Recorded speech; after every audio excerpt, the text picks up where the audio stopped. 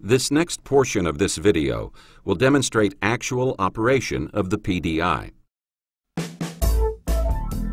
You've seen how the PDI works. Like all detectors, it sounds off whenever a prohibited metallic object passes through it. It is these pinpoint lights that alert you to the exact location of the metal on the individual passing through the detector. You can see how this will make any necessary hand scanning far simpler.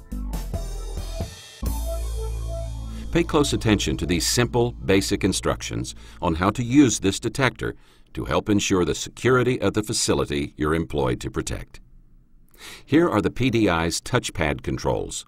You will also note the key lock that protects the security of the touchpad settings. It has two settings, enable and disable. This silver key can be used by authorized personnel to enable or disable the detector's touchpads. Of course, operators should use the touchpads only as instructed by supervisors. When the operate touchpad is pressed, the PDI activates all circuits and carries out automatically a complete self-diagnostic program, which is reported on the display at the same time it automatically tunes itself to its surroundings. When this is completed, the ready light appears and the word operate is displayed. This indicates that the unit is ready for screening. The green walk symbol on the entry side of the PDI will also be illuminated when the detector is ready to accept an individual.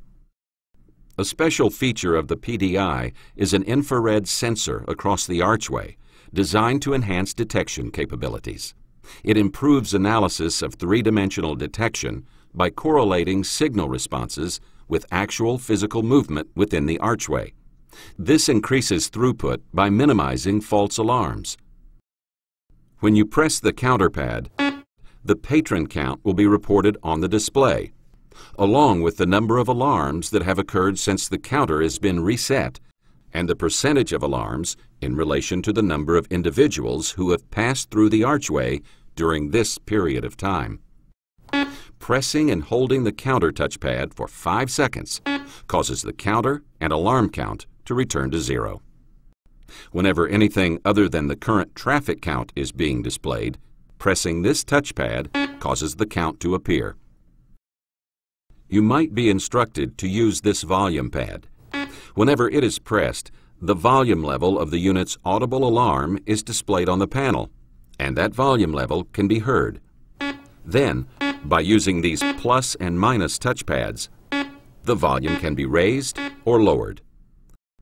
When the program touchpad is pressed, the settings that control the program and base sensitivity levels of the detector will appear. And finally, this touchpad, access, will be used by authorized personnel to make additional adjustments. The ready light indicates that the PDI is operating. This light and the green walk symbol must always be illuminated before anyone is permitted to enter the archway for inspection. The red wait symbol will appear and the ready light will blink whenever a person breaks the infrared beam across the archway. This blinking light and the wait symbol tell you that the detector is not ready to accept any traffic. Now, let's discuss what happens when a person passing through the PDI triggers an alarm. Please come through. When an alarm sounds and the pinpoint lights illuminate, the person passing through the detector must either be asked to walk through the unit again after removing metal objects, or be inspected with a hand scanning unit to discover the offending metallic objects. Come on through.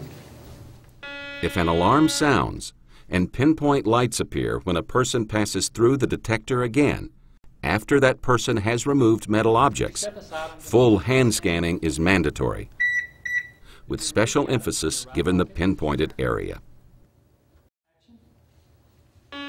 These pinpoint lights will alert you to the area of the individual that requires searching and make it easier to find the metal that caused the alarm. Come on through. Remember, when lights on one side of the PDI illuminate, the metal is on that side of the person in the horizontal area where the lights are located. Lights on both sides indicate target balance. This means that the metallic object may be located in the center of the person, once again in the exact horizontal area of the lights, or that there may also be targets on both sides of the individual.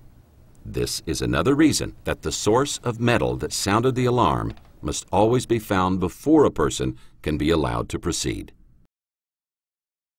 Take nothing for granted, and be sure to locate the metallic source that caused any alarm.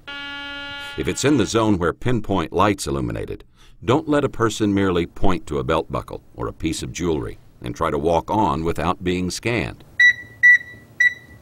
They must permit you to discover the source of the alarm. If a concealed weapon is ever discovered, the operator should follow instructions given by authorized personnel. So, if an alarm sounds for any reason while a person is passing through the detector, with the pinpoint lights giving the location of suspected targets, that person must either be asked to walk through the unit again after removing metal objects, or be inspected with a hand scanner to discover the offending metallic objects. There will be no exceptions. Operators have these basic responsibilities. Make sure the ready light is illuminated. Check program and base sensitivity, which can be done with the program touchpad. Pass through the PDI with a detectable metal object to make certain it is operating properly. And, most importantly, respond to all alarms and always make certain you know just exactly what caused the alarm to sound and the pinpoint lights to appear. Remember, every alarm must be investigated and the reason for each alarm be determined. It is also important that you test the unit at the beginning of each day or whenever anything has been changed in its setup. There is no finer walk-through metal detector anywhere in the world than the PDI. But, in the end, the level of security it can provide depends on the diligence of the men and women who operate it. This concludes the portion of this video presentation designed to help train operators to use the unit.